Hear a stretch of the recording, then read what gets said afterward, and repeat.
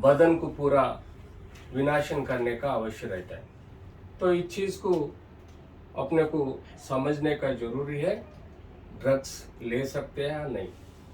ये नशीली दवा जो बदन को इतना खराब करता है, दुनिया में करोड़ों लोगों और बहुत सारे देश विदेश में इस चीज़ को बहुत बड़ा क्राइम माना जाता। फिर भी पैसों के लिए कई लोग ये धंधा माफिया करते हैं और कई लोग नशे लेके उनके तकलीफ, जो दिल की तकलीफ रहती और बेजे की तकलीफ रहते और उनका सोशो इकोनॉमिक समस्या रहते, उसको दूर करने के लिए ये नार्कोटिक दवाई, नशे की दवाई लेके अपने आप को खराब कर लेता है और उनके फैमिली को भी खराब करता है और उसके साथ साथ सोसाइटी और देश को भी नाशन करने का अवश्य रहता है। इस चीज़ को मान के अपन नार्कोटिक्स दवाई जो है उसको दूर रहना बहुत ज़रूरी है। कई तरीक़ा के नार्कोटिक्स रहता है जो नशीली दवा, वो हम मेडिकल में जैसा कि कई बीमारियों को देते हैं पहले से ही। हमारे प्रैक्टिस में जैसा कि कैंसर बीमारी के पेशेंट्स पहले ज़माने में जो इतना दर्द रहता है कि वो अपने आप सुसाइड करने का सोचने के व्यवस्था में चले जाता है। इसी लोगों को अपने को बचाने के लिए ये नार्कोटिक दवाई, नशीली दवाई ये पेशेंट्स को देना पड़ता है। कई कैंसर बीमारियां, कई पैंक्रेटाइटिस बोल तो जो दारू पी पी के उनका जो लिवर को और पैंक्रियास को डैमेज करके जो चीज़ दर्द पैदा होता है वो अनबेरेबल दर्द रहता है। उस चीज़ को कंट्रोल करने के लिए अपने को दवाई के रूप में जमाने से देने लग जाए, जैसा कि पेथिडिन, मॉर्फिन, कोडीन जैसा नशीली दवाई देना जरूरी है। मगर आजकल ये नशीली दवाई धंधा बन गया, माफिया बन गया। इसके कारण कई लोगों को पैसे कमाने की ये रहे, तो कई लोगों को अपने आप जो तकलीफ को कम करने के लिए, जो दिल का और दिमाग का तकलीफ को कम करने के लिए ज़्यादा एडिक्शन बन के अपने आप खराब कर लेते हैं। अपने इसमें देखो, पहले ये दवाई दर्द कम करने के लिए देते थे तो जल्दी से जल्दी नींद आए, अच्छा सा नींद आए, उसके कारण वो एक एडिक्शन बन जाता।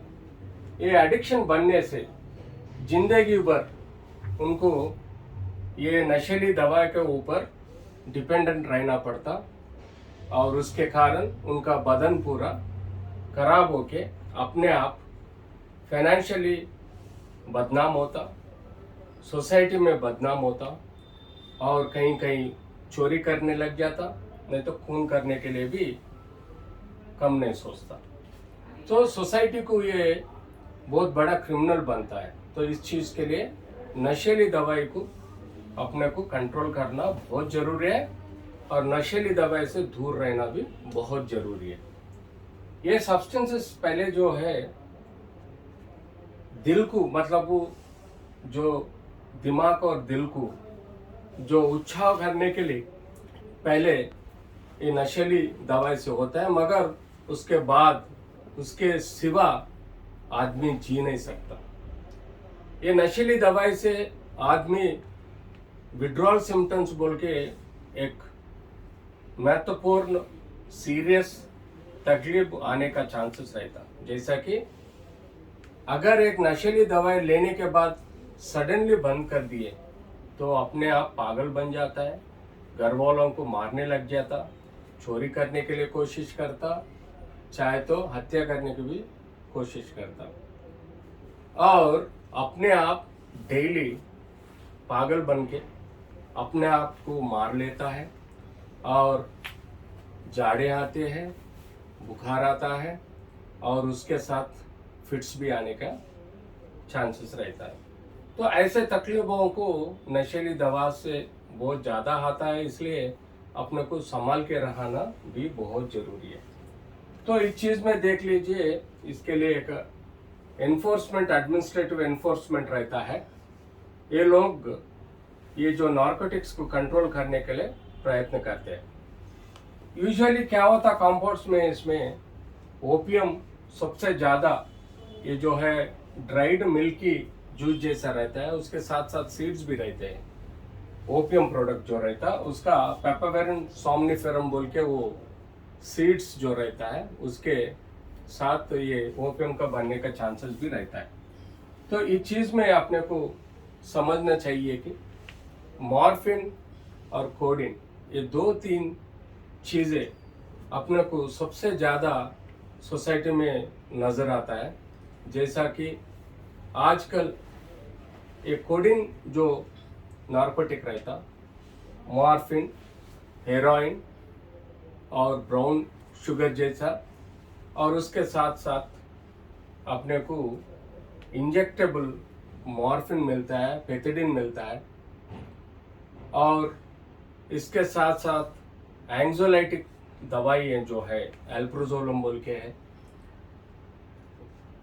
और कीटोप्रोफेन, और उसके साथ ट्रोमेडॉल जैसे कि दवाई भी अपने को बेजे के लिए काम करता है, और बेजे का 10 नस को दबा के रखता है, और इसके साथ बेजे से जो शुरुआत हुआ दर्द को कंट्रोल करते हैं। तो इस चीज़ के लिए अपने को समझना चाहिए कि हर दवाई, जब नार्कोटिक्स नशीली दवा जो अपन बदन में लेते ही, चाहे वो अपन इंजेक्टेबल लेते, नहीं तो नोज से स्नूप करते, नहीं तो मुंह से खाते, और सिगरेट में लेते, दारू में लेते, ऐसी नशीली दवाई जो है पूरा बदन को इतना डैमेज करता है कि वो फिर वापस रिकवरी होने का चांसेस कम रहता है। अल्कोहल भी एक तरीका का नशीली है, मगर उससे डिपेंडेंसी भी रहता, एडिक्शन भी रहता, मगर वो अगर कंट्रोल में लिए तो अपने लिवर डैमेज होने का कम शक्ति रहता है, और उसके साथ अपना बॉडी में कई ऑर्गन को थोड़ा कुछ फायदा होता है।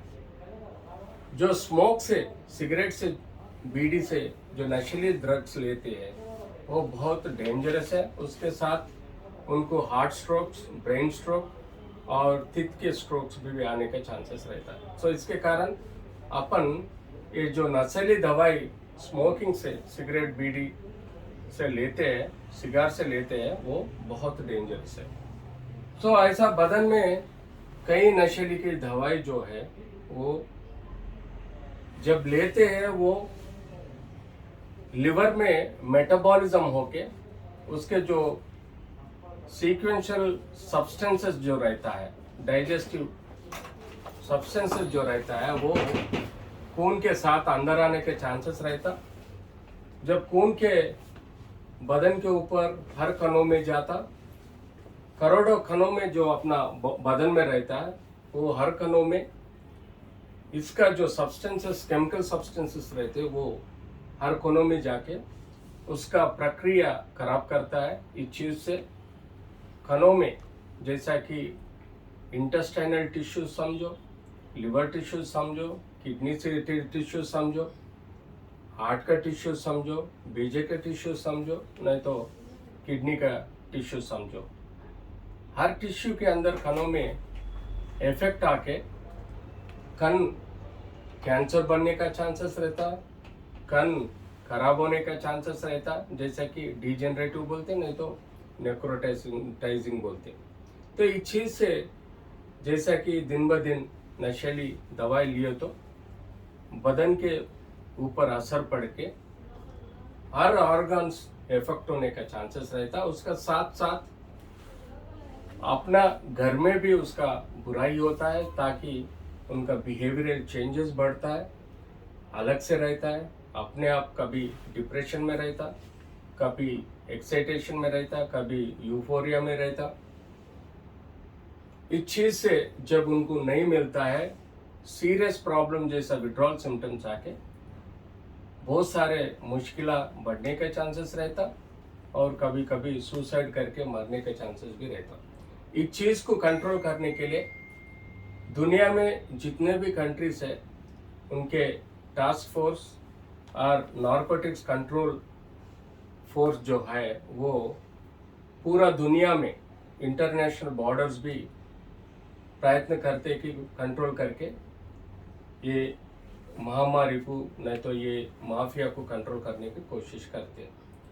इसके लॉस भी बहुत बुरा है, जैसा कि कोई किसी के पास कोई नारकोटिक ड्रग्स लिया, नहीं तो नारकोटिक ड्रग्स ट्रांसपोर्ट किया, नहीं तो नारकोटिक ड्रग्स घर में रखा, नहीं तो उनका पास रखा, तो वो ये बहुत बड़ा नॉन बेलेबल अरेस्ट और सिवियर केस बन जाता है, ताकि वो जिंदगी भर पछताएगा, जेल जाके बहुत सारे तकलीफ उठाने रहेगा और उनके साथ उनके घर वाले भी बहुत सारे तकलीफ उठाएंगे और ये सोसाइटी के लिए बहुत बड़ा तकलीफ की बात है।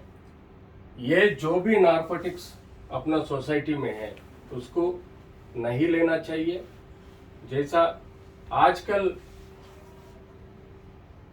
जो बच्चों को नहीं तो बड़ों को कॉफ सिरप्स पिलाते, उसमें भी कोडिन बोल के जो सब्सटेंस रहता है वो एक माइल्ड नार्कोटिक है। आजकल कई लोग ईतर पी के भी नशे लेते हैं और कई लोग सिरप्स, अगर समझो उनको नार्कोटिक्स मार्केट में नहीं मिला तो ये सिरप जो है, खांसी का सिरप, कोडिन सिरप जो है, उसको पी के भी नशे लेने की कोशिश करते। कई मेडिकल शॉप में जाके कोडिन के सिरप्स बहुत सारे लेने और पीने लग गए। इसका असर बेजे के ऊपर पड़ के भी बेजे नंब हो जाता है, मतलब स्टूपर, यूफोरिया के चांसेस में बदन पूरा खराब होके उनका सोशल एक्टिविटी भी कम हो जाएगा और सोसाइटी के लिए भी बहुत हार्मफुल बनेगा। इस चीज़ों को ध्यान में रख के ऐसे चीज़ों को दूर रहना भी बहुत जरूरी है। 8 minutes अయిందమ్మా? 15 minutes. సరిపోతుంది.